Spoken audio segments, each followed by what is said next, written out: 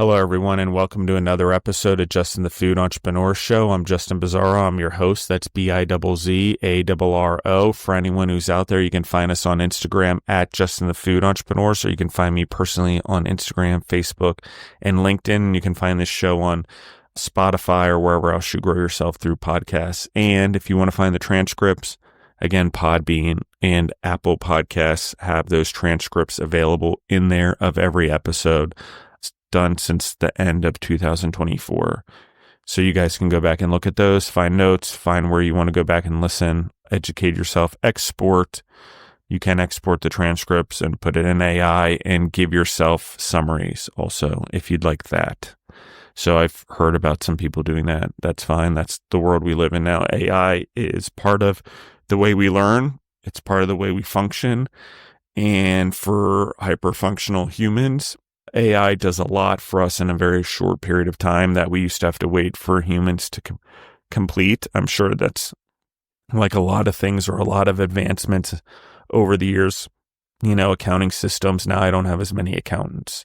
So these are natural progressions in business, but I encourage everyone to do those things. AI helps. It's streamlining businesses. It's one of those things, whether we like it or not, it is the future and is part of what's going on here. And it's a lot like God created trees, man created furniture. This is a tool to be utilized. And if it is a God thing for you, it is a tool that can be utilized to glorify God. So, someone asked me my opinion on it as one of the questions. I'm just getting to this question today, so that's part of the introduction. Do I use AI? Yes. Do I use it for the podcast? Yes. Do I use it for my calendar? Yes. Do I use it in the emails that annoy all of you guys that you get all the time? Yes. Why?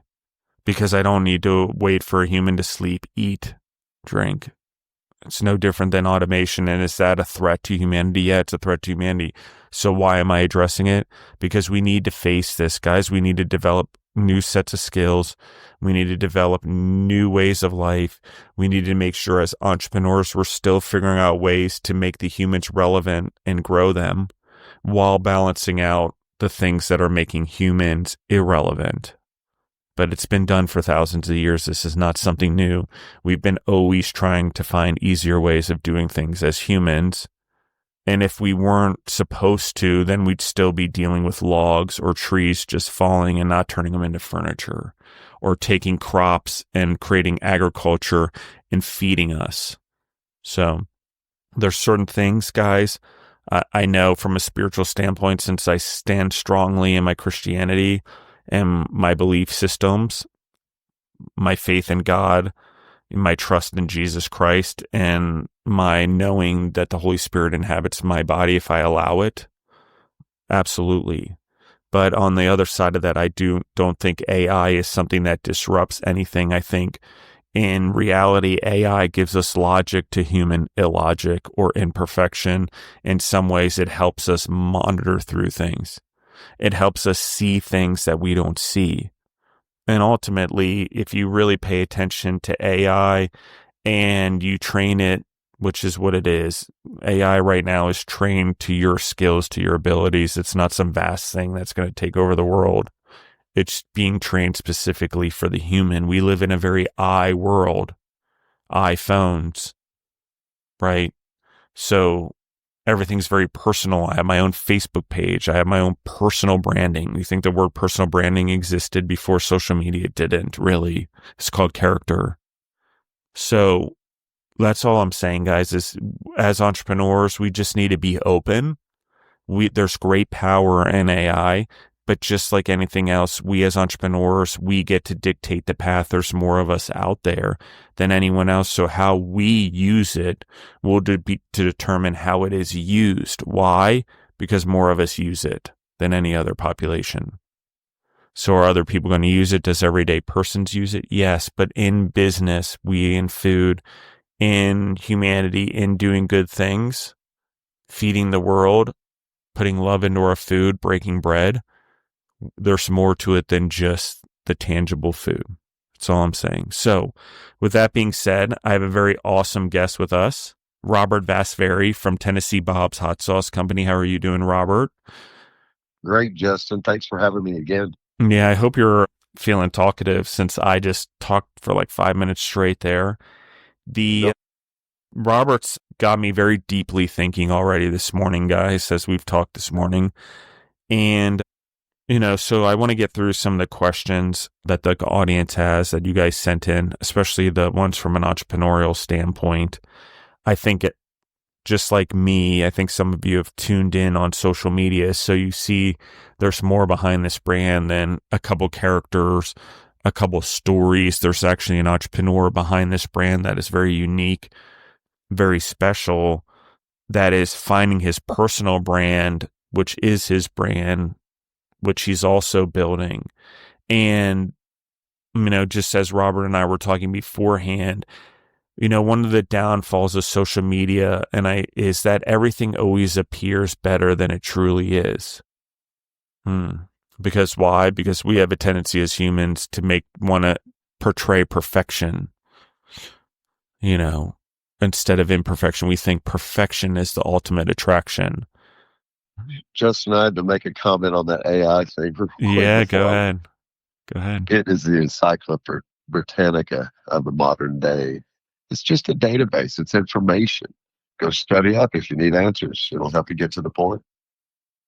This is a good segue. Like as humans, we have to be careful of how marketing and advertising is used and the way it is used to get a point across. AI, artificial intelligence, is the word being used, but I think, it's a very broad category, guys. It has everything to do with the platforms online on your computers to a robot doing your work for you.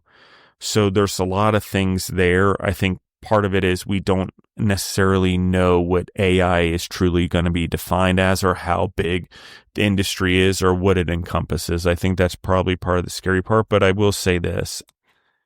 We are still human, and in our ability to find fellowship and community in one another, that is still where our strength is. Like, no matter what we use, what tool we have, the human connection, the human relationship is all the more important. And I didn't say this before, but I'm glad Robert kind of touched on it a different way, is that all of these technologies, all the things that advance things that we think make life easier, which they do, but what happens as a result is we need to become better at the relationships with humans, because what we're doing is we're taking away from those relationships and those transactions between humans that lead to relationships, and we're now automating them. In a lot of ways, I'm doing it. I talked to you about my calendar. So what happens then is the connection, the human interaction, which is the strongest thing we have, the energy amongst us, amongst the universe, amongst the world we live in. That's our connection. That's the most important thing. And so we just, as entrepreneurs, the AI is an extension of us. And that's what it is. I've customized it. I've trained it. I've dumped everything in there that I could for years upon years of information that I have, recipes, notes, emails, whatever it is. And it's really just something that helps organize and deliver things with better efficiency and effectiveness. 100%. Well, we got to keep some heart and passion in it as well. Yes. That's Yes. the key. Yeah. And it's going to be interesting from an academic standpoint. I agree. But also just keep in mind that whatever it is, whatever advancements we have in learning, kids are learning way faster than we ever learned. And I'm in my 40s. A majority of the entrepreneurs that listen to this show are between 28 and 58. So it's a 30-year gap. That's a big gap. It's a lot of years of experience, a lot of different catastrophes that have happened for different generations in those years. But I will say that one thing that I always have learned is there's no technology that shortcuts one showing up. That's the most important thing as an entrepreneur. I don't know why, it never occurred to me until I did this show, but it is the number one differentiator. It is the common thread between the successful ones and the non-successful ones on most common one. And then the other part of it is, I will tell you, it's the ones who are not only successful, but really successful, that show up and keep their commitments to showing up no matter what, family, business, whatever. One of the key things in representing God or representing their character is always showing up and doing what they say they're going to do, even if it means disappointing someone that brings up something they need to do now. They still will figure out ways to prioritize the people that they prioritize, which it's a really great skill. It's something that I didn't realize that we need to grow in as entrepreneurs. So I encourage everyone to really think about that, the ability to do that. Any I thoughts agree on about. that, Robert? Oh yeah, no, I got lots of thoughts. I got Yeah. ideas. Come on. It's your That's show. funny. But back to showing up. I tell people, I said the hardest part of any job is just showing up. And I have to share this with you. I was watching an old program of TV, antenna, by the way, broadcast antenna. I was watching the Waltons one morning, or should I say one afternoon, and Grandpa Walton was sitting by the river with John Boy, and he looked over at John Boy while they're fishing, and he said, John Boy, all a man needs in life is work and love. And I spit my soup across the table. It's that simple. Hard work and love. Those are the common elements that humans need. I mean, it's just sad but true. I mean, information, technology, all this stuff, but you've got to work hard and you've got to love. That's the basis of humanity. So I guess we've definitely covered the topic of AI today. mean, and it goes back to why complicate things when it's as simple as love and service, which is the work. We're talking about the work ethic, the service to the world, the love. And those are worth value, guys. And does it take time to build that character before you get paid money? Yes. I want to bring this up also because I got this question 3 weeks ago. It made me cry, actually, because I know this. I wouldn't say like weeping, but like definitely tears in my eyes because I feel the pain of this individual. And you and I touched upon it a little bit earlier. And that's like, I am working so hard. I am doing it the right way. I seem to be popular on social media, but it's not turning into dollars for my business because I'm not, in some ways, what's really going on is there's not willing to be all unauthentic. There's not willingness to take a shortcut. There's not the willingness to be someone that they're not. And But the will so, to pay it forward. yeah. And guys, when you build businesses this way, okay, it's not a flash in the pants. It's not just a specialty food item that takes off on Instagram or TikTok. The building business this way are legacy businesses. Why? Because when the entrepreneur is in a character building consistency throughout life, which is that showing up piece, it's worth watching them.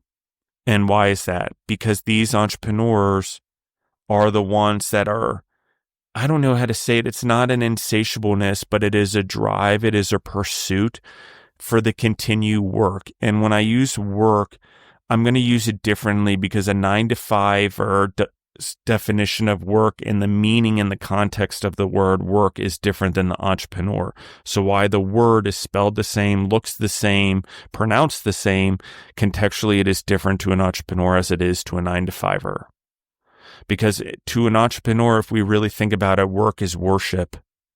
It is the old definition of the word in Hebrew. And why am I saying that? Because when we work as entrepreneurs, we are doing it to build something. Some of it, sometimes it can be selfish. It can be about our own bank accounts. Okay. But a lot of the time, the truly ones that are showing up and of service, their businesses they're building have a lot of giving to them, understanding they're creating jobs, understanding that there's tax dollars involved in these businesses and things like that. So there is a greater give there in the business. And in that greater give, there is a greater purpose. And therefore, showing up and doing the work is no different than loving and worshiping, or however you want to look at it. I had a So, word that comes to mind, sort of on that context. manifest. I mean, entrepreneurs, they have a dream, they have a mission, and just like Jim Carrey talks about manifesting and creating something from nothing with just a dream and passion and a heck of a lot of work. It's possible, but it doesn't come easy. Let's talk about your story a little bit, Robert. Let's talk about your perspective, the way you go to market. You're very social. We see the reels on Instagram. As we're talking about, let's tell everyone where they can find you online. But let's talk about your personality. Let's talk about bringing this product forward. Let's talk about the personalities of the characters you've created to support your product, because they are part of you. We touched upon them last time, but I think everyone, including me, wants to dive more into these characters, who they are, why develop them. They're part of your personalities, or part of the personalities of those around you. Let's dive into that, if you don't mind. Right. Well, I can tell you how it started.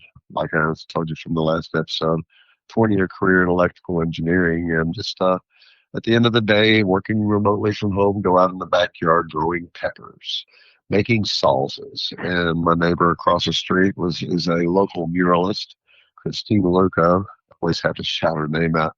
I told her, I said, I want to make a hot sauce for the pepper person. So I gave her a paragraph about this character, Happy Habanero from California, and gave her a little short synopsis and a picture of a pepper, and voila, Happy Habanero was my first sauce. And I was so thrilled by it. And as a writer who had already written a novel, I wanted to continue with that. So then the next thing you know, blink, I had 9 characters, from a habanero to a Thai sauce, Cajun, Carolina Reaper, and pepper people from all over the world. And then, of course, at that point, I wanted to write a book about the pepper people of Rancho del Fuego, where my wife is from, the land of the volcanoes, Ecuador. I like to call it the land of the volcanoes. 52 volcanoes, half of them are active. So that's a pretty fiery place. So yes, I continued, and I made a character for my wife, my son, my sister, my best friend, and yeah. So now I've got 15 flavors. Do I have too many flavors? Yes. Do I have too many characters? No. I had to bring them to the ranch for the storybooks. I want to talk about this because I think it's a little bit of your superpower that I think that maybe you're not totally understanding, that is different than most entrepreneurs in some ways. And I think it's also different than the world even comes close to understanding in some ways, so I want to clarify this. I want to get people here because it is important that you have multiple offerings. I think it's also important that you develop characters, but I don't think, I don't want to say the word normal. I want to say on average, humans don't just sit down and create 9 characters out of nowhere or 15 hot sauces. There's a lot of hiccups, or they narrow themselves down to 1 because that's price efficient or whatever. I want to dive into this, Robert, because I think it's a differentiator for you. I think in the very competitive, and I mean competitive not because you're competitive with one another. I mean, there's just a lot of hot sauces that have come to market over the last 2 decades. This is a differentiator. It's a big differentiator. So let's talk about it, because it's more than just, oh, hey, man, I made a really good hot sauce for my buddies on the oil rig. I brought it to market. I only have 1 or 2. This is a different story, right? And I'm not saying that the effort isn't the same for the entrepreneur, but what I am saying is the hook is different, right? There's a more appealing thing, a piece of bait. And I don't mean it that way, not in a manipulative way, but what I am saying, guys, is your attention comes down to stories. That's why videos are so popular on Instagram. They're like little mini stories. Go ahead, Robert. Let's touch on this. I want to dive really into this. How do you get into these creative process? How did you come up with 15? Like, these things aren't easy. Take your time, really dive into this, because it's important. I think it's really important that we anchor this for your audience and my audience, but you're going to have your own audience. And I think that the ability to talk about this is going to be extraordinary. Well, people ask me all the time, Justin, what came first, the pepper person or the sauce? I get all choked up when I think about it because I can't differentiate because it just happened. Okay, I have this dream to be a writer, to retire as a writer, and it just started manifesting the sauces, and I guess where I, from the first sauce until now, I have three storybooks and 15 pepper people, and they represent flavors from all around the world, mild to wild. They sort of represent humanity, if you ask me. And my mission or my dream is that, this is where I'm not normal. I want a movie deal. I really have a vision, Bob versus the volcano, and all the characters. It's a Disney type thing, and they're around the volcano. And I've already hinted towards this in the first two books, children's books, where it's the end of the world as we know it. I feel fine. I'm working. I really want to get this REM song and make a little movie trailer. Basically, what my storyline is about is the fact we all need to pull, especially in these current stressful high technology times, we need to come together, treat each other better, no more hate, and start taking better care of our planet. And this is a message, my message to future generations.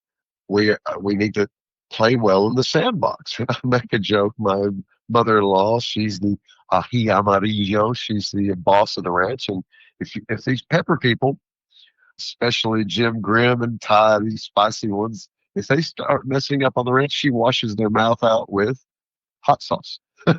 So it's symbolic of how humans should treat each other. So, it's like I said, my little dream here is to get film adaptation where the ring of fire's breaking apart, just like the Bible says, fire and brimstone. But wait, the pepper people get all stressed out and one drop of blood drops into the lava. A fissure came through the ranch and it goes, and it puts the lava out. So they realize they're spicier than lava and they save the planet. So, I've got this little fairy tale vision of this. In the meantime, I'm trying to be logical, use AI, and trying to figure out how to get my products on shelves and narrow it down from 15 flavors to my best sellers. And my signature line of products called the Hillbilly Quattro, the best of Southern cuisine, and the Smoky Mountains of Tennessee, including my key lime barbecue, wing sauce made with my Hillbilly hot sauce, and the dry rub called the Spice of Life. So, from my left brain and my right brain, they play well together, but it's black and white. It's a tough challenge trying to keep it separated and be a businessman, someone who's been an engineer for 20 years, to go into business in a highly competitive market. And it is putting a lot of stress on me and my family, but we are pushing through. We're a family owned business and we own it. So it's hard work. Dare to dream, people, but you got to be ready for the work. And every step along the way, you're going to learn and you're going to have to grow. That's where I'm at. Yeah, it's interesting. I want to talk about this a little bit because it came in a question. The freeing experience. Like, did you feel free when you were able to sort of release all of the characters, the hot sauce that gave you a creative outlet? Let's talk about that a little bit because I know this is a profitable venture. You're trying to build a business, but I think part of it is there's this purpose, this energy, this fulfillment that's going on as well. Do we talk about that? Well, like I said, I went to school became an electrical engineer. I went to school because of what reason? I had to get a degree, and if I was going to get a degree, being a C average student in math, what the heck? I became an electrical engineer. I did it for the money. So once I stepped off and I started doing this entrepreneurial journey, which I may have mentioned last, I started this LLC in 2019. 2 years ago, I left engineering. And I think I left a little early, but I found my gift to the world. I have the gift of gab. I love people. I'm communicative. I'm social, silly, and humble, and just act a little crazy sometimes. But I'm not the engineering type. So yes, creative outlet. I feel free. I just love to write. That's all there is to it. Now, writers, we're a dime a dozen. Street musicians, dime a dozen. Hot sauce people, dime a dozen. So I found myself in this little trap here, but that's okay. You can always make a living. My father told me a long time ago, as long as you can do something with your hands, you'll always have work. If you're one of the best at what you do, you will be fine. So, you know, to be honest with you, Justin, I got a friend of mine who does some freelance engineering on the side here just to keep this ship afloat. But my ultimate goal will always be the same. Since I discovered my gift, passion, whatever you want to call it, my outlet, and I'm going to keep pursuing that for the rest of my days. I want to write the next book. It's killing me. Cannot wait. Yeah, I love this. One of the things I think it's interesting, this topic a lot. We're touching on a lot of good points here. Some of the things that the entrepreneurs are in the show, or things we don't talk about. I know, but I get questions, or I know I talk to entrepreneurs on a personal level, or coaching or mentoring, is the struggle at the beginning, or the struggle during times where we have to take on other jobs or do things that we think are, I wouldn't say lower than us, but sort of like, why am I having to do this when I'm building this company? What am I doing wrong? How much more can I take? How much more can I take on? Those are a lot of those questions. How can I build something more? Where am I going to find the time?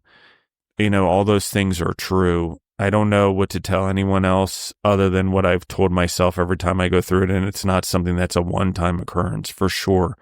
As you build your businesses, or as an entrepreneur, you venture out or continue to try to do things, maybe pivot the wrong direction, you're going to have similar things, or failures, or business stressful times where you're thinking like, how do I generate more income? How do I make sure I don't lay anyone off? Now it's not only you, but it's others. And it isn't something generally talked about overall, but it is a hard time. It is a lonely time. It can be a dark time. It can be an emotional time. It can be a time where we feel like failures, like we're never going to succeed. And why did God give me a dream so big if I'm never going to have it? Like, there's cruelty in that, for sure.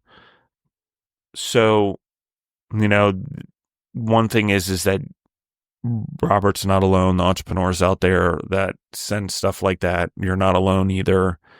And, there's the inspirational one. So be like, this happens, and fight forward. And believe me, I am that person. I'm inspired and motivated inside, but I've learned to not use my energy too quickly, not to get too pumped up, not to just get through it now, but understand that it's going to keep happening over and over again. It's a steadfast race, guys. And one of the things that we have to be aware of is what we're actually doing. We want to grow our business, but actually growing our business means growing our capacity to grow our business. And then what it means is growing others' capacity to lead and grow our business. And I do this too. When things aren't going well, I go into sell mode, or I go into, we're not doing enough, or we're not converting enough, or we don't have enough conversions. But the reality is it's just a steadfast thing in those moments. I've got to keep moving forward, keep what I'm doing, stay true. Don't all of a sudden zigzag all over the place, because zigzagging is not going to build character for your business. That's funny you mentioned that, because I can't tell you how many times people say I'm all over the place. Well, first of all, to all these that tell me that, it's a roller coaster ride in itself, entrepreneurialism. And the key word, like you said earlier, I got to touch on it. The word is pivot. Keep throwing mud up against the wall, whatever sticks, you focus on that, laser focus, and push in that direction. Whatever works. Don't get sidetracked with too many people that want to lead you astray from the flock type analogy. Does that sound right? Yeah, it's true. It is. Some days when times are good, don't get all too happy, because it's a roller coaster ride. That's for sure. And guys, the other one, I'm going to touch upon this just because I feel they're connected. Yes, gosh, it doesn't even matter what I do or when I do it or whatever. There's always a lot of hype and then a valley before there's credibility and I'm established. Your fans are always going to hype you up at the beginning. And generally, they're not going to be there for the dark times because your relevancy is not as relevant anymore for whatever reason. It's just a cycle of life. Instead of trying to figure it out, we just need to deal with it. That's how I look at it. And in that usually is where it is. And listen, it took me forever to realize this because contract food, then getting into restaurants and food trucks, and then into hospitality. The way I've learned customer service and business development and client management and all that's a little bit different. The relationship, emphasis on the relationship is still the same. But one of the things I've learned is the fans that you want, the individuals that you really want supporting you are the individuals that are, I wouldn't say like you, but are going in a similar trajectory as you. And I know that doesn't make sense, everyone, but the energy of the trajectory of the individuals that are your customers that are following you have a lot to do with the long-term success of your business. Are the individuals, is the energy a touch and go? Is the energy a relationship? Is the energy something continuous? Even in social media, I know because, I get it. As an influencer, you have to create a lot of content, a lot of different places, stay relevant. And then on top of it, try to do best by managing a good relationship with these restaurants and food places, even though they're just touch points for your business. It's hard. It is. So, Totally. but I think, Steadfast. go ahead. I just had to use the word steadfast. I mean, you try to be there for people when you're not at the peak of your limelight or whatever. People sort of forget about you, but you just got to be loyal to your customer base and take it just steadfast. It's the only word I could think of. I like this. Talk to me, Robert, about core values. We talked a little bit about love and work, but let's talk about core values. The mantra you tell yourself. You're a storyteller, right? And you're a manifester. So your ability to create things in your head creatively, I think, is pretty extensive. Let's talk a little bit about that. Well, the real world versus ideology. You are a product of a company you keep. You have to represent good work ethics and everything like that. And I make silly comments at the markets. Because I've talked the hillbilly talk, which I like doing that because it makes people connect with you and it makes them feel like, well, if he can be himself and be silly, then so can I. So, for example, I say, Sharon is Karen, so is Perry in my hillbilly accent, and I say, well, Sharon and Karen don't agree on that. So, laughter, all of these things, I'm trying to maintain all of this. And then I get all the time, well, are you on the shelves yet? Have you done this? Are you still doing the same old thing? You're not growing? Well, it's a long road. I'm trying to be consistent in my brand, and I'm trying to make these judgment calls financially, logistically, and professionally. And it's a lot to juggle, especially when you're an entrepreneur and you're new. You're heading into the wild, wild west, so to speak. It's hard. It's really hard to maintain your integrity, your heart, and be true to the family first. Family first. There's strength in numbers, and I can be. I'm a very philosophical guy, as you can tell.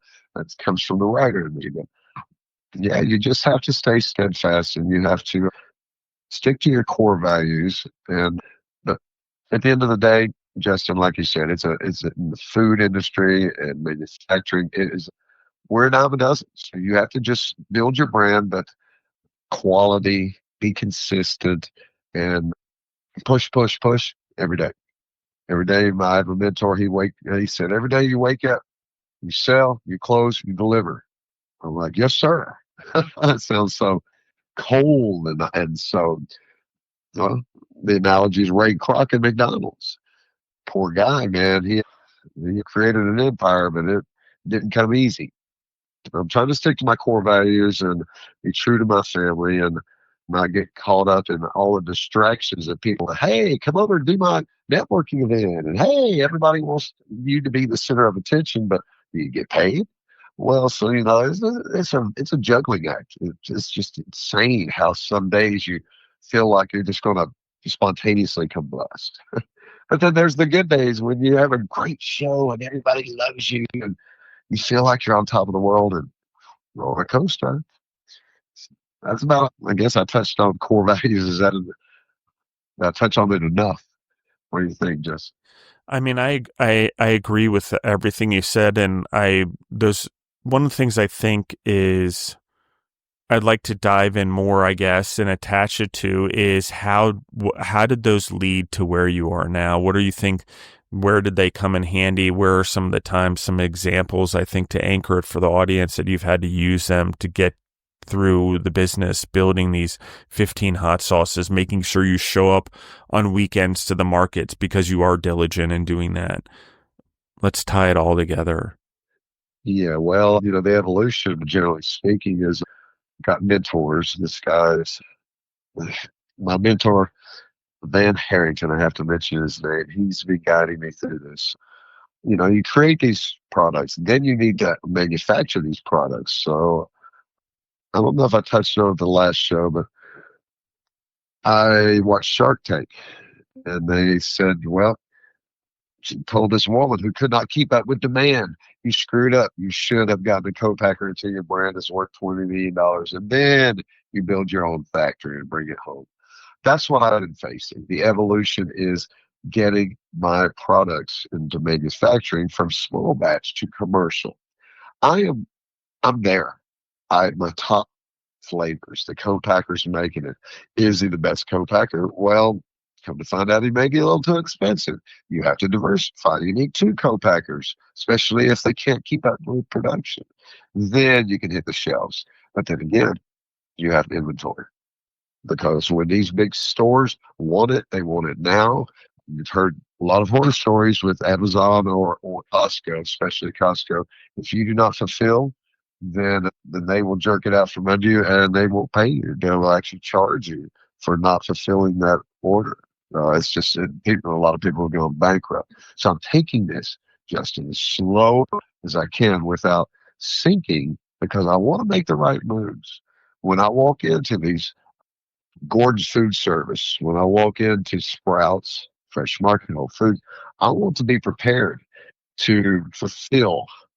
And that's the word of the day in this industry: fulfillment, drop ship, all these keywords. So I've been learning so much in that arena before I, step up to the big shelves. It requires money. It requires a lot of check boxes, UPCs, labels, all this stuff, credentials, FDA approvals. So I've done all of that. Now, while I'm talking about this, it's almost like the pepper people are 20 miles down the road. I just left them behind. But no, I have been keeping this in my back of my head. It's a long-term goal. So is it possible to do both? I built the foundation. I have a solid foundation, and it's man, I'm hoping I can make it to the shelves. To be honest with you, it's a struggle. But I'm in a couple stores, a couple restaurants, and I'm working the markets and the festivals. And I believe in strength and community, Justin, more than anything. There's strength in numbers, and you got to start with your community. Local supports local. And at the end of the day, that's all we really have is each other. So, local strong economy and then branch out. Don't try to take on the world too quick. You might just fall on your face and be bankrupt like Costco. Yeah, that's true. And I think a lot of entrepreneurs take on big leaps or bite off big chunks from the superstores and cause problems for themselves. I think not to indirectly attach it to what you said, but in a way indirectly attach it. We have to be mindful. We have to have discernment about what we're doing in our businesses. I think that's one of the things that I'm going to extrapolate out of what you're saying also is the more time we spend in it, the more time we do things, the more time we work on it, that capacity is also the capacity to do business. in that industry, because whether we realize it or not, a lot of industries have a lot of weird traditions or things or laws, or acidified foods, in your case, a whole other beast.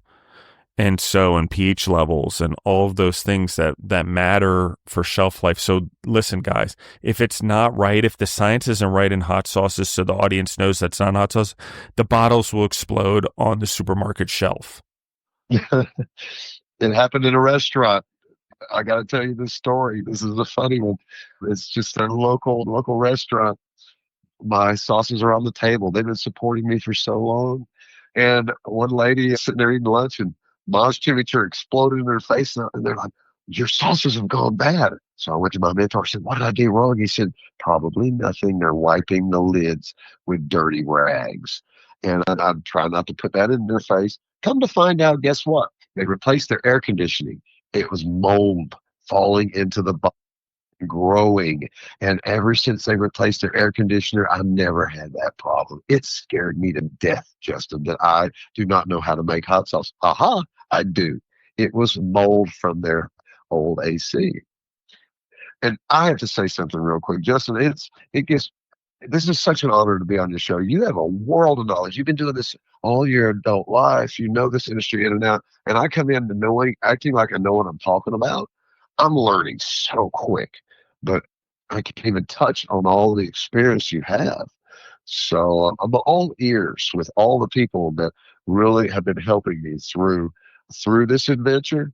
And I can't believe how much support I have from some very knowledgeable people, especially my mentor now. He's retired from Procter & Gamble, and boy, he's beating me up. How many bottles do you need to sell in a month to be able to put $2,500 in your pocket? That makes me nauseous. Sorry to ramble on that. No, it's true. The exploding hot sauce, that just hit a nerve. No, but it is a true thing. It is something to be aware of. And listen, guys, let me tell you how I know these things. Like, salsa is the same thing. It's an acidified food. Early on, when we first expanded into acidified foods as a company, late 2000s, we were packaging salsa for a company, and the bottles did explode in the supermarket shelf. That's how I know the example. It did. It happened to my client because we produced it. And listen, guys, it's the things in acidified foods. There's a layer of it and a complication, particularly when you mass produce it, including barbecue sauces or mayonnaise or mustards or whatever it is that you're doing, spaghetti sauces. Once it goes into this acidified food category, the reason it's in there is because chemistry starts playing a lot of roles in the scenario, unlike other packaged food. Okay, why is that? Well, when, just like anything else, like we think about that, we make items that turn into plastic, a combination of things that make it. It's no different in food. We're creating a chemical reaction naturally in the food, and something as one onion versus another type of onion can be the difference in that explosion. Also, how do you keep it from fermenting? Like, that was the lesson we learned in salsa. What happened with the salsa is it started fermenting. Salsas are hot worse. Yes. Oh, yeah. And so one of the things as a business, guys, is if you're learning lessons in food, there's a lot of inputs. And when we were in food service contracts in hospitals, there's a lot of inputs, a lot of population that's at risk, meaning if I really do something bad with the food, it's not they just get sick, they die. Okay. And not to mention, you're relying on a lot of other people to do what they're supposed to do and not have salmonella and pepper or whatever else. Maybe not a great example. But so we have to be aware, guys, when we're doing it. And in our businesses, if we're going to be in these industries, that means we have to do everything else really well. We have to build good relationships. We have to deliver on time. We have to give handwritten notes beyond just an automatic one. Does that work in other industries? Yeah, really well. But in our industry where things can go wrong or a mold can drop from a ceiling or there's 10,000 things that we don't know, we just heard about tempering chocolate in a tempered room versus doing it in your own home. There's lessons learned, there's costs that go into it. So I think I made my point. I don't know if I need to go round and round. Do you have anything on that, Robert? A lot of steps in the process. Stick to the process, especially when it comes to your product. Manufacturing. They say hot sauce is pretty much impervious compared to other food products. Go at the farmers market, these people come out with their cookies and their fresh artisan foods that are so delicious. Shelf life is 1 day, 2 days. You know how that goes, especially under a tent. Hot sauce will last 2 years if you cook it right. But you still need to protect the consumer, protect yourself, and make sure you don't put yourself in that position to have any listeria or anything like that. These manufacturers, they crank it out. These co-packers, they can crank it out, and that's where you have to really be on top of things. And you know this as well as I do. It's so easy to just go through the motions and slip. One bad apple can spoil the bunch. I agree. Interesting. Let's talk about keeping track of recipes, building recipes, the acidified food pieces. There's a lot going on when you're developing these recipes. You're having time has to go by. You need to see how it reacts. Because 15 isn't, one of the things I want to emphasize is 15 is a lot by any standard. But it's important that we offer a variety because we don't know what's going to stick, particularly in a commercial environment. That's why I emphasize this is a good skill to have. Being able to tell a story and create a character against each one, also a good skill to have because it gives humans the ability to have a personal attachment to it beyond just the taste and liking it. So it's yours, Robert. Recipal. Yeah, Recipal. I've heard of it. I used Chef Tech back in the day. We used a lot of that until we built our own systems. But yes, similar thing. They called Chef Tech? Yes, very old system. It was like I compare it to what they use, this Fosse system they use in the Marriott hotels still in the franchises. It's like a 80s, 90s based system, but I've never found a system that worked better. Interestingly. I use Recipal, and I'm going to just touch real quick on AI and modern day tools. Yeah. Some modern day tools. It's culmination of all of our knowledge and try to make things easier. So I've been using Recipal from day one, and then of course I have my spreadsheet. Of course, when you take it to co-packer, they want it all converted to grams. That's the little process there, and of course the proportions you have to adjust. I wanted to touch on this real quick. When you make hot pack conversion, acidified food product like hot sauce, I found out real quick with my first 9 flavors that you have to get FDA approval. You have to send it to a lab, and they let it sit there and they make a culture to see how long it takes or what you have to do to make sure that it has a shelf life for 2 years. And what I found out, Justin, is that with hot sauce, and you probably know this, of course, you cook meats to 165, it kills all the germs. But with hot sauce, you want to cook it, the lab letters that you submit to the FDA for approval for your product says you cook it to 180 degrees, and you have to have a pH between, it's got to be acidified, let's say 3.4 to 4.3, something like that. And that will ensure the shelf life. Well, the thing about it is, and I never get these terms right, what is it? Food solids. The amount of vegetable matter or the solids in foods, tomatoes, apples, carrots. You can blend these things up, but on a microscopic level, they're still whole. So inside these little vegetable products, that's where the growth can come, because it's not the how do I say it? The vinegar does not, these acids do not totally penetrate until you have it there for a couple days. And everybody knows when you cook something that has to cure, the word of the day is cure. Yeah. 2 days later, the acidity changes. So, somewhere between the creation of the brand and everything like that, and the manufacturing. This is a fun process. There's a lot to learn. You've got to know this process. If you're going to sell a food product, you need to maintain quality. And, you definitely don't want it to explode on the shelf or the restaurant table, right, Justin? It's, but it happens. We have to just keep on top of the processes. Yeah. No, and we're on top of it, deal with everyone else's expectations and what it should be or shouldn't be. And yeah, it's a Oh, yeah. lot. So Yeah. It's too salty. I don't like too much salt. Is it vegan? Is it, oh my gosh, yeah, well, I tell people life is like this. I I'm used to just tell them, trying to make hot sauce, man. I don't know what you guys are talking about. I'm just trying to make hot yeah, sauce. well, the rule of DJing, applies for life in general when it comes to people. You can please some of the people all the time, all the people sometimes. You can't please all the people all the time.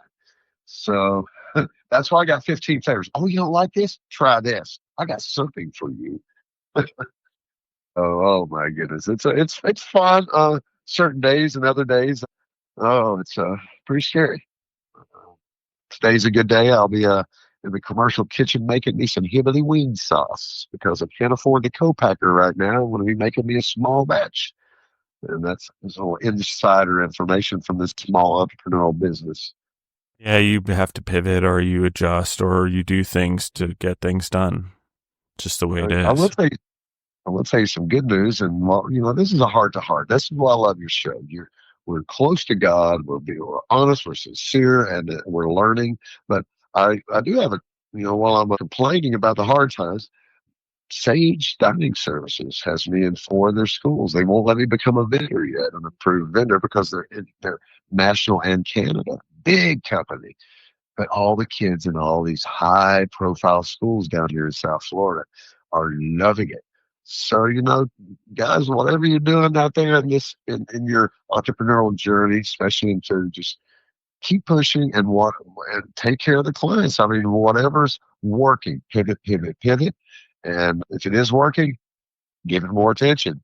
If the other things I'm trying not to zigzag, Justin, but I've been doing a lot of it, trying to figure out where's the path. You know, not for everyone. No, I know. Jeez. It is hard. It doesn't I don't know if it gets any easier per se as our companies grow, we scale, we just get better at dealing with it. We get better at maneuvering through it. And is there zigzagging? Yeah, there has to be as a company. And is it cause people to be like, oh, what are you doing? Why are you doing that for? Because we want consistency. Yeah. I mean, I went through it. I'm a human. Listen, guys, I like my days broken out. I have every night before I go to bed, I know what my next day looks like. The weirdest thing about it is there's freedom. There's a lot of freedom in a regimented schedule. There's also a lot of stress when the schedule goes off or someone tries to rampage your schedule. And as entrepreneurs, it's just a different world. We talk about this on a different podcast, but these questions I keep getting from the younger entrepreneurs is not being understood or relatable by your peers. And I know what you're going through, and I wish I had a better answer than this, but it's never going to happen. And why is that? Because we can never possibly understand what it takes to be an entrepreneur until you go through it. And there's nothing anyone will ever understand about an entrepreneur's mind and how I'm going to use this very loosely, but our personality splits, and not in a bad way, because psychologically that can be bad, but in a way that we have to be able to manage the world around us. I often think it's probably like what it's like to be really gifted spiritually and then live in the world around us and watch all the humans just sin continuously. But it's kind of like that. And yeah, because being an entrepreneur, we are constantly growing. And so there's a couple of things, guys. As entrepreneurs, we are growing at a rate that that is uncomparable to any other field. Particularly in food, we have to grow, stay up with trends, new things created. We have to understand new recipes. We have to understand changing in laws. We have to understand so many things going on at once comparatively to other businesses. And when people are talking about, oh, look at AI and regulations and they're changing constantly, or marijuana, no, it's still nothing compared to food. Sorry. It's constantly moving. It's constantly changing. We're constantly figuring out ways to do it better or align ourselves better with nature, or constantly finding ways to do it worse. Whatever, both are happening. But we have to keep moving forward, I think, is ultimately what we're saying here. And I think as the entrepreneur, we are dealing with a lot. We are dealing with things. And yes, like, we want to belong and we want to find fellowship, and we feel these hard points, particularly during times of quote unquote failure. They can be big, and we can feel like a failure for a long time at the beginning of our businesses because they're not getting to where we hope or dream they would be. So I'm not going to sugarcoat it. I'm not going to go hoorah rah and we're going to just muster our way through this and, the warrior in all of us. Well, the warrior here is, started mowing lawns and getting paid for it at 7 years old. So the warrior here understands that the hoorah rah and all the energy doesn't get you through the long run. And if you try it at the wrong time, or when you're feeling it in your companies or not, you're going to lose your people. So what am I saying? We have to be real in these times. We want to paint a picture that business is doing great, and we don't want people to get scared to do business with us because we may be financially wobbly or whatever. This is true. Like, our financial part of our business is our business, and how we navigate it is ours. It doesn't need to be disclosed. However, it is okay to find fellowship in other entrepreneurs and talk about these financial things in safe places that happen, not in our peer groups that are outside of it, not in our families, and certainly not in our supplier-vendor relationships. Are there things we can talk about in there? Are there friendships? Yes. Are there family things? Yes. But I will tell you guys, from a lesson as an entrepreneur, there are certain things that don't need to be talked about, and there are certain things that don't need to be brought home.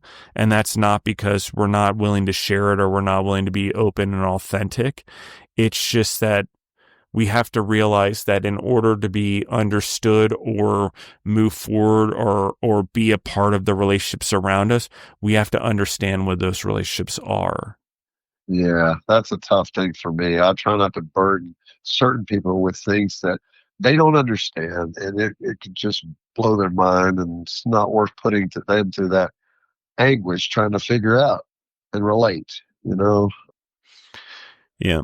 And do we do things wrong? I do things wrong. I did it wrong this morning. I'm frustrated beyond all belief about contract that I'm trying to get done. And it just took forever. Actually, something that in my thing, we've been going around and around for a while in the audience, but it just took a long time to get it done, and disagreements on things. And I'm very frustrated at this point. I work very hard. I spend a lot of time, but when I feel like my time is just being wasted or whatever, not being respected or appreciated, it's hard for me. I would say that I really struggle to remain in a loving place then, because I feel disrespected or used, or my time is not of value to anyone. But again, no one's going to have pity. We're all in our own place. Our own time is our own time, and what's important to us is important to us. And what was going on there was important to them. I want to emphasize that. I'm not taking that away from the parties trying to get a contract signed. But I will say that as entrepreneurs, we let things build up, and sometimes we let it out. And I did it this morning, and it just wasn't the right place or the right person. Even if needs to be said, even if it needs to be said in anger, it's just, we have to pick very wisely where we put that energy and how it affects those around us and who also around when it's going on.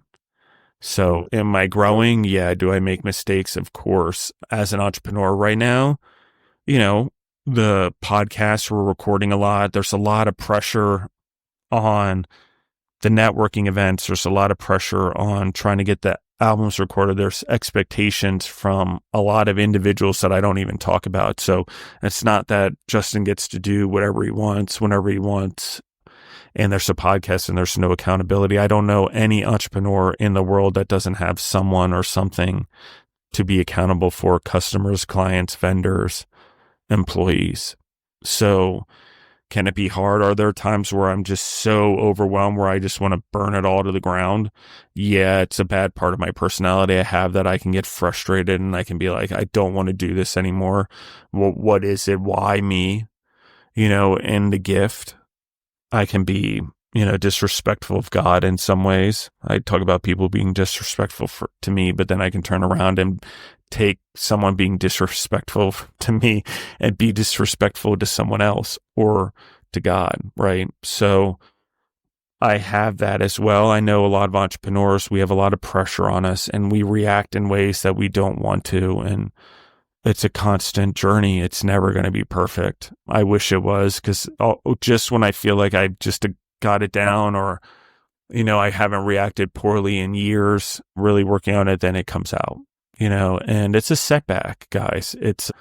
But it's part of being an entrepreneur. I don't know how else to do it. And I often talk about it with people and they're like, why do you even do it then? What's the point?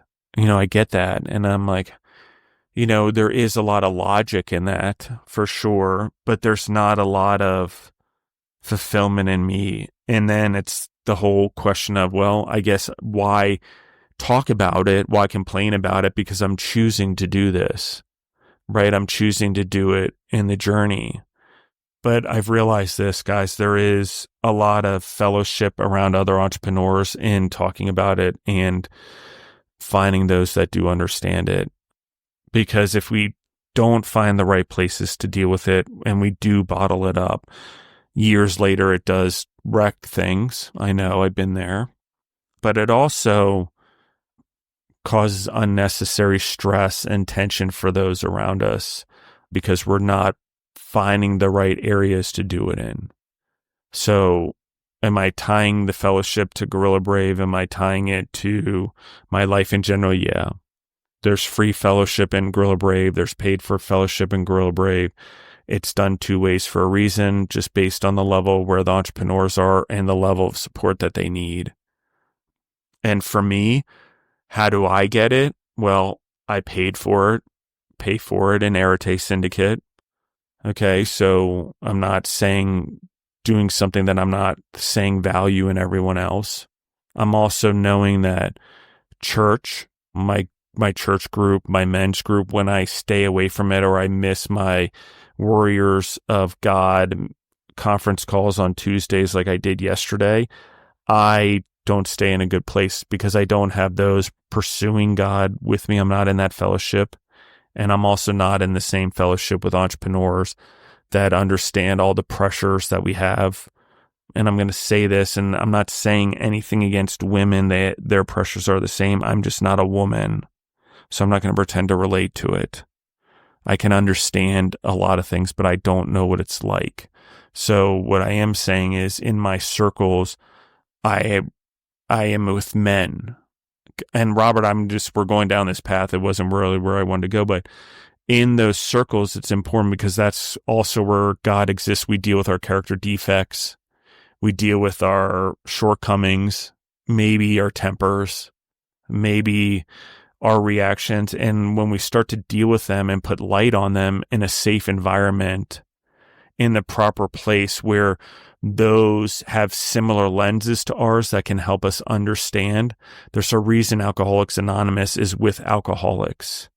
There's a reason NA is with Narcotics Anonymous. There's a reason Sex Addicts is Sex Addicts only, because there is fellowship in it. And then through that, can you get to a greater place, like maybe going through a program at church with individuals with all sorts of sin patterns? Sure. But there has to be a foundation and a relatability, and maybe it's not something we pay for. There has to be for free so we build trust. I get it. I'm an entrepreneur. Plenty of people have taken advantage of me. And anyone who's listened to my podcast knows what happened to me as a kid. So I am 100% the worst person to deal with if I feel you're trying to take advantage of me, or I feel you're only in it for the money. And, that's the bad part of my personality, guys. I have not figured out how to not turn into the Hulk, for lack of a better term, during those moments where it is rough, it is mean, and I have edges that are sharp. And it's a defense mechanism. Yeah. You can help it based on prior experience. Yeah. And so fellowship's the word that I just praise that word, and it's just dwelling in my head. That's so important. And the emphasis I'm going to make on this, guys, is God, I don't even know how to say this. Anyone could call me out on it, but when a fellow entrepreneur that's been through what I've been through, the struggles, sometimes having 3 jobs, even when your company's making millions of dollars, it's different when it comes from someone or a human that's been through that thing. No different than maybe in your wife or your relationship when you guys have been through something hard and that's anchored. And we don't anchor those things enough in our relationships. We don't look back enough and realize the hardships we've been through, and that those should be the things that keep us together. Those worst times were the thing where the love existed the most. But we often look at them as the things that, oh my gosh, we went through this. It was so horrible. Was it really?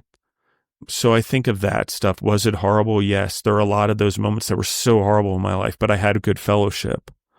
And so it's the same for the entrepreneurs. I got to tell you, when someone tells me that I'm being an idiot as an entrepreneur and they're my peer and they're my equal, it goes a lot farther for me than someone that's above me, below me, or someone that I'm in a personal relationship with. I don't know why, but it matters to me.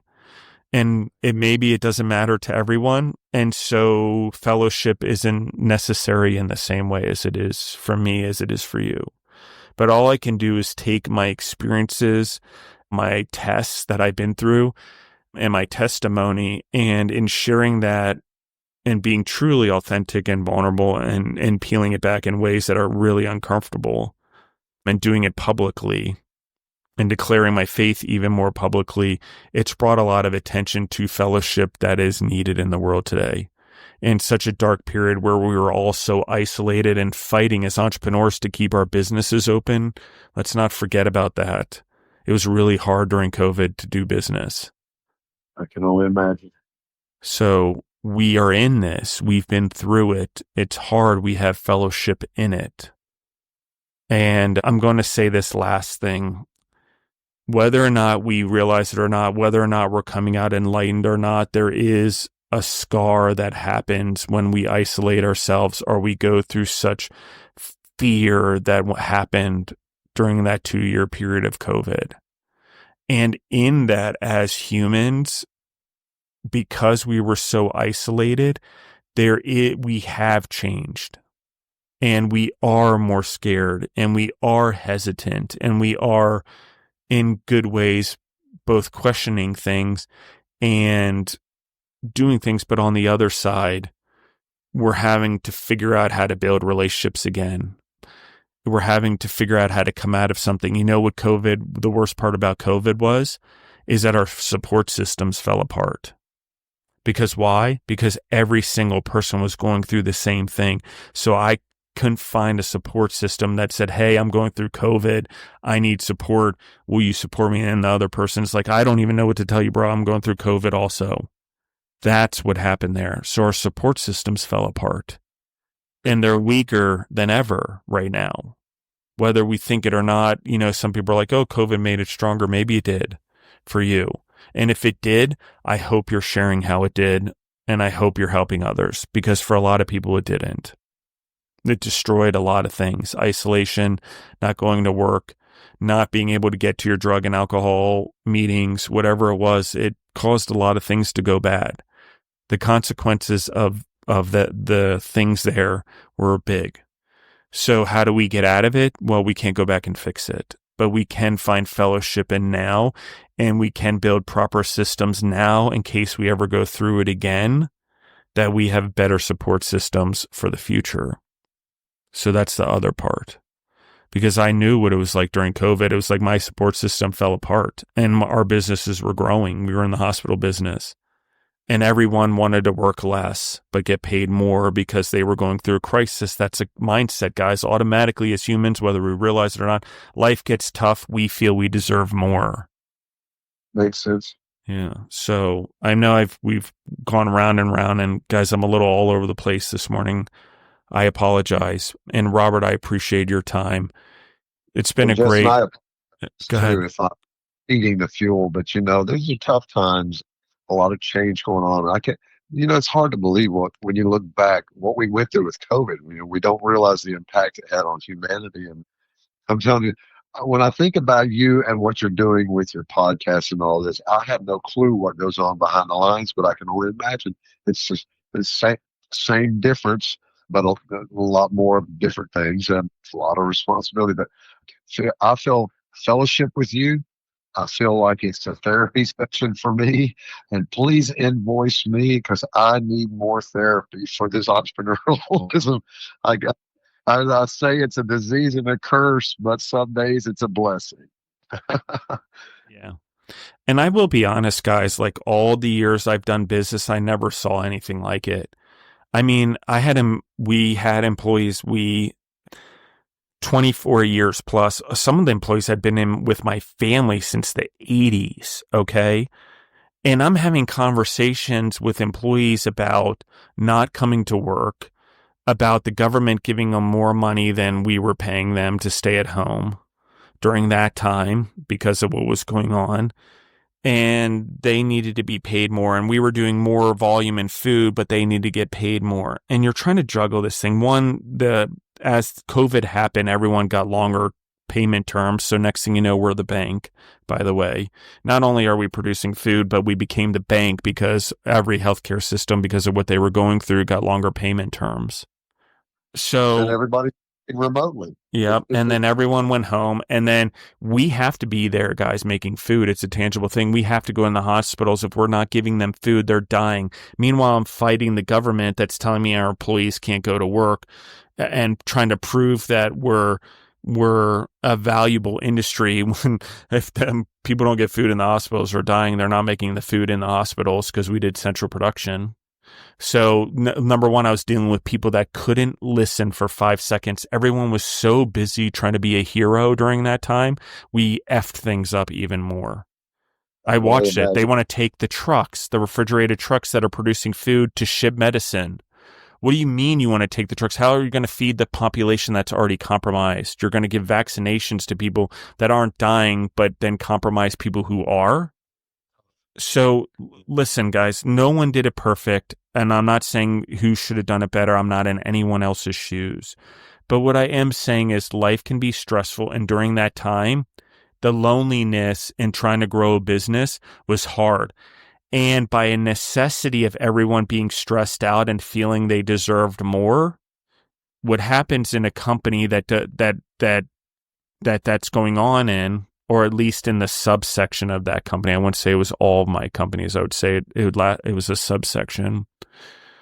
They start questioning the leader at a vicious pace because why? If I don't do what I want to do and he doesn't allow me or she doesn't allow me to do what I want to do, what's the best thing to do to disrupt doing what I need to do? Well, you erode their leadership. And you get others to do it with you. And then therefore you distract everyone from doing their jobs. Therefore the distraction is now the basic mutiny you have going on in a weird kind of way versus them not doing their job. So it's a group tactic, guys, and it's something that developed probably over centuries, but it's something that really got utilized by more humans, okay? And here's the other thing, guys. We have to be honest about what we went through during that time, what happened to us, how it impacted us. and our businesses and how we can improve on it. And do we want to put it in the rearview mirror and not talk about it ever again? Because that's what we do really well. Yeah. But I got to tell you guys, unless we want to go through it again, unless we want to close down the whole world again, unless we want to isolate ourselves again, we've got to figure out bigger solutions to this.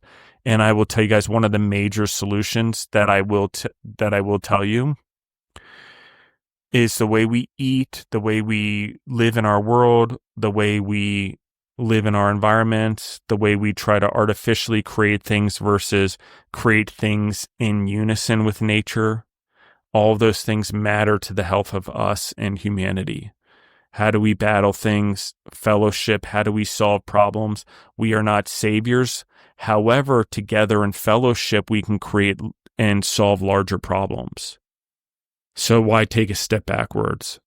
Because I can make a lot more money doing contract food service or consulting than I can podcasting, let me tell you guys. So why? I get this question all the time. Well, I juggle it all the time. I wonder if I'm doing what I'm supposed to be doing. And so the weight of that is always on me. The weight is always on me of, am I doing what God's asking me to do? And does that mean making less profit and having more stress financially? Probably. At least right now. The abundance isn't there yet because I've just started aligning myself better than I ever had. And does it mean that this is the voice and this is what God's asked me to do because this is more impactful than me producing a meal for a hospital? Yeah. But was producing the meals for the hospitals necessary for me to be able to do this? Yes, also. Any great thing that we're going to do, guys, comes with consequences, comes with sacrifices, and comes with relationships that are going to be strained and stressed. And especially when we start to follow our purpose, or we start to create jobs, or we start to create opportunities for others, or we become responsible for others, those that we're responsible for now may feel that the energy is not only focused on them anymore. And that can be hard too. How do we navigate it? Well, we have to start living with intention. Every second has to be with intention. Who we're with at that moment has to be intention.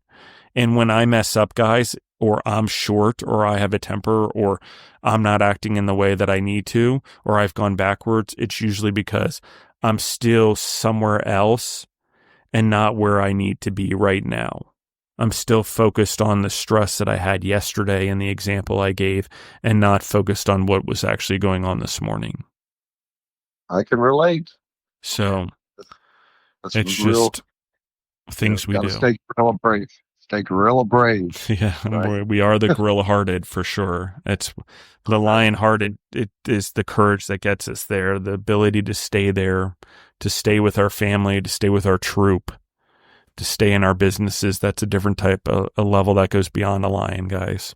So You've really encouraged me today through some recent roller coaster low points, and feel like beating my chest again. So thank you so much, Justin. Your encouragement, your fellowship, and your advice is well taken, much appreciated. And sharing is caring. I want to start recruiting more gorillas to our army of faithful soldiers in the eyes of God. yeah, I agree. And I'm going to say this also, not because but gosh, it's hard for me because most of my life I've been pretty introverted. I'm not really much of a talker. I guess when I get comfortable, I talk, and the podcast has sort of forced me to do that. Even as an entrepreneur and leading people, I generally let the others that were leading do the talking and talked only when I had to. And so this is being an extrovert or doing this in the way that I do it is hard. So it's not always easy, guys. We have to put ourselves in uncomfortable situations. We have to grow in it. You can see how slow my speech is or how well I try to pronunciate in my first couple of podcasts. I don't like listening to them. I can't stand listening myself, but we grow through experiences. We grow through the hardships. You know, that's the encouragement. I know I'm sort of zigzagging in my words, and I hope everyone's sort of putting together all of it. But we're going to make mistakes, guys.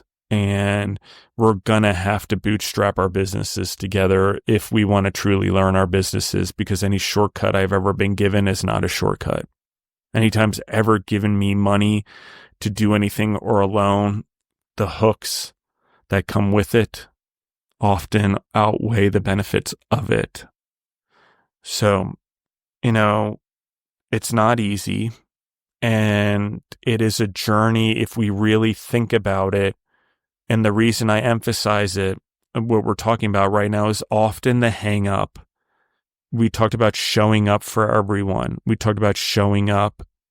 But the hang up is usually we don't differentiate what we're doing because we live, let me phrase this differently, because it's all encompassing, because in our heads, we live our businesses 24/7.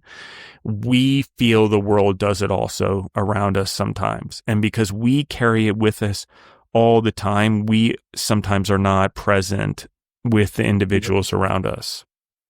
And sometimes the individuals around us bear brunt, for what, I don't know the proper term, but because the energy that we have going on inside gets triggered accidentally, unintentionally by someone else. So does that happen? Yes. And how does it happen less? How do I find in my life that I react better to life, or I slow down? Is fellowship. The other thing I've learned from fellowship, honestly, guys, is to just be quiet. If I don't have anything to say or my energy's off, I need to just hold steadfast. And for me, I start praying to God, even if someone's talking to me at this point, like I am praying, because it's not that I'm going to lose my temper or I'm going to get frustrated or blow up or raise my voice because I'm angry with the person in front of them, although it will maybe appear that way. The reason is because everything's piling up on me and I have no more capacity to handle any more in that moment. And even if you try to tell the person in front of you that, they're dealing with what they're dealing with, and they need to deal with it then in a lot of ways. And so their timing is now. And when I say there is a time and a place to deal with anything, there is. But as an entrepreneur, our time and our place to deal with anything, as we know, is often when everyone else gives it to us. Yeah. So silence, gosh, guys. And I really have learned to compartmentalize it. And it is a suffering, and it is come with some mental health costs by holding on to it in some ways. But on other ways, if I stay in a routine every week with my fellowship, with my entrepreneurs, with my church group, I stay and I'm filtering that and I'm releasing it and I'm talking about it, I can come back to those situations and address it with the individual in a better way. Did I anger them and did I upset them by my delay and not dealing with it and making them feel important in the moment? Yes.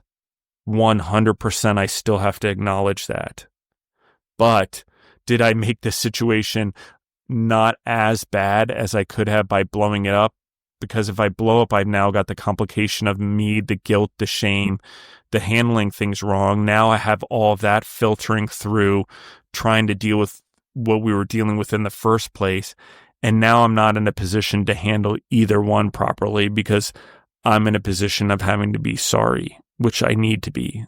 I should be, and it doesn't lead to a better conversation in either place because all I've done is taking both conversations backwards in that moment. So I'm still going to have to come back around in a few days and work on it. So that's the advice I give to everyone. It's easier said than done. I don't have the right answers and I'm not perfect. And I do get frustrated and I do have setbacks and I do wish things would go better. And I do wish that entrepreneurs wouldn't cancel on me last minute for the show. And I do wish that wouldn't happen. That's part of life, guys. And so I feel all of your frustrations, and the best thing we can do is just talk about them. Just be like, hey, I'm frustrated. I don't know how to deal with this. Or I'm starting a new relationship as an entrepreneur. I don't know how to balance the expectations of a new relationship and the expectations of my business. Those are legitimate conversations, guys, and they're not ones that to have alone or easy to ones to have with a spouse or a significant other or the person you're just starting to date. So that's why, because for me, it wasn't, if I would have known, if someone would have explained to me, it's never a matter of what, it's a matter of when, then that would be, the thing that we work on, So the thing that's the most important that I think right now is that, as an audience, I apologize, everyone. My dog doesn't normally bark, but I'm going to keep talking. And it's par for the course today. And perfect timing for this conversation is, gosh, we need to stay focused on what the ultimate goal is. And we need to stay focused on why we're doing what we're doing. And we need to stay focused on why we're doing it. Okay. And when we do that, we understand that there are going to be little consequences along the way. And what we must not do as entrepreneurs and make it so our reactions are, or the way we handle things, cause catastrophe outside of our businesses. Because I have done that. I will admit that. Being in a family business, having family members, significant others in my businesses, there was no cutoff. There was no not talking about work. There was no Justin just as Justin. There was only Justin the worker to everyone around me. I just didn't have anyone, even in Arete. I was growing, but it didn't create the fellowship that I needed, that I found after I broke everything. I'll say it. I broke and then I broke everything. Not intentionally, but I did. And when that happens as an entrepreneur and you have to rebuild, you don't know how to do it. Honestly, you've defined yourself. You've let others define you. You don't know your worth outside of what you did before or your family. Well, who am I without my person, or who am I without my businesses? And so without that fellowship, without others who have been through that, I don't know, because I got a lot of advice and I got a lot of kindness and I got a lot of caring, and it matters and I appreciate it, but none of it helped me get out of the situation particularly well as I got into older. And in life, did those support and those rah-rah-rahs help me get through life? Yes, absolutely. But just when it comes to you facing you facing the demons, you facing your greatest sin that you've avoided, or yourself, or something you don't know, or maybe it's dishonesty or pornography or whatever it is. We do it as entrepreneurs also. It's hard. But I will tell you guys, like, on the other side of all of this heavy conversation, it's better on the other side. Maybe it's not as abundant as first with money, or everyone's not cheering you on like they used to because you're not quite doing it for them. You're not quite doing it for the same purpose as before. You're doing it for a greater good or a holistic reason because you have that experience now. Either way, there's going to be bumps in the road, and you need fellowship and individuals around you to encourage you, to believe in you, and to also be real with you in the real way. I'm not talking about the way that's personal to them. I'm not talking about the way that makes your house better or makes the individuals in your house or your companies or your family feel better, because that's advice you get because it also is filtered through what they need. And that's not a criticism, that's the truth. So how do we get truth? Well, we seek it from multiple sources. And the only way to truly do that is not only from our family or significant others, but also from a greater group of people that have been through it. So one of the things that I'm trying to do, on top of manage everything else and encourage everyone in fellowship and my voice, is I spend time texting with the entrepreneurs on the show, trying to introduce them to others in their cities or in their industry, and do that. And I purposely take time off from recording to do that because it's an important part of that I feel that I'm being called to do. I don't feel that I am the savior. I don't feel that I'm the solution. I feel that God is calling me to connect the individuals so they can glorify his kingdom. That is my job. That is my part as a warrior, is to facilitate. Do I have battles to fight? Sure. Do I need to strap on my armor, my sword, and my boots? Sure. But what I'm doing now, and part of that's hard in being an entrepreneur, is that I'm actually being true to it. And I'm actually facing things that may not be normal for the food and beverage industry. And I may be talking about things like spirituality and God or core values or you name it that people are uncomfortable with, but they are part of our businesses. And this is how I'm going to anchor it. And I'm going to let Robert close this out here. Whatever's going on with us, whatever spiritual malady that's going on, whatever defect of character that we have is the reason our business isn't growing any larger than it is. And the reason that Apple did as well as it did is because Steve Jobs failed, got fired from his own company multiple times, and had the humility and the focus and the ability to go back and do better. But how did he do it the second time, third time, whatever it was? He connected the pieces. The iPhone wasn't something new. It wasn't a new idea. It was a bunch of ideas collected together through listening, through being involved, through going through something hard and realizing that he needed to do less talking and more listening. And he needed to be silent during the hard times. Those were the times to listen.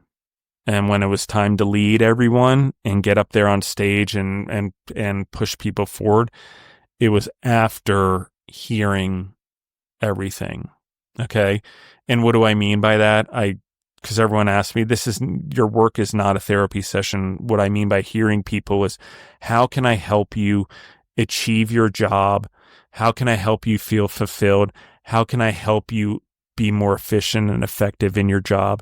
And how can I help you grow as a human here, both for the business and for the world outside of here, for your family, for your kids, for your future, whatever. But I get your time probably more than anyone else. So how can I do that? And it doesn't mean making their lives easier. It just means that I'm going to push them in an uncomfortable way and grow them, but I'm going to get them to participate in it. So Robert, it's yours. I said so much. I'm so sorry, but it's you bring it out of me for some reason. You're like my pathway in some ways.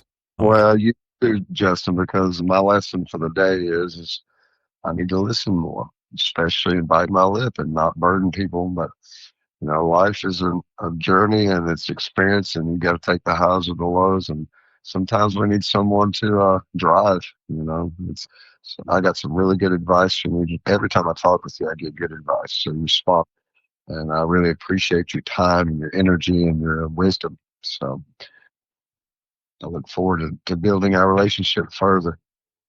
Man, thank you today, Robert. Thank you for the audience. I'm not going to talk too much. I'm just going to end it. I love you guys. I appreciate you guys. We went way over recording. Robert, thank you for your patience. Thank you for staying on. Man, what a powerful episode, guys. Please check out Tennessee Bob's. I'm going to ask Robert to come back on because I really didn't get through the direct questions I had for him. So we'll do that again, guys. I'm going to ask him to come back on. I appreciate everyone listening in today. I really hope today helped everyone. There was a lot of me just letting it flow out of me unrestricted. So I kind of bounced around a little bit. There was a lot of just letting God talk out of my pain right now, which is self-induced. I will admit it. I caused it. I reacted poorly, and I'm mad at myself, disappointed in myself. So I need to go make amends, and I need to go and then not only make amends, but I need to then act accordingly differently, because an amends is worth me changing my actions and my character, by the way, in that way. And so I love you guys. Remember that as leaders, it's okay to have humility. It's okay to admit when we're wrong. It's okay to allow others to have faith and belief in themselves through admitting we're wrong, or we messed up, or we made a mistake. And it's not lesser of us, even though I feel like when I make a mistake, I'm lesser of a human because I have high expectations of myself. The higher standard, the higher thing, the better human is the one who admits when we're wrong or we've done things wrong and we face the consequences. So Yep. As hard as it is, that is what happens. So I love you guys. Robert, one more time, where can they find you online? Where can they reach out to you if they want to talk to you more about what we've talked about today? How can they find you? TennesseeBob.com. And you can use my coupon code SPICY1 for 15% off all orders over $25. Varieties of Spice Alive. Check me out. Thank you, Yeah, guys. awesome. Thank you. I love you guys. We're out.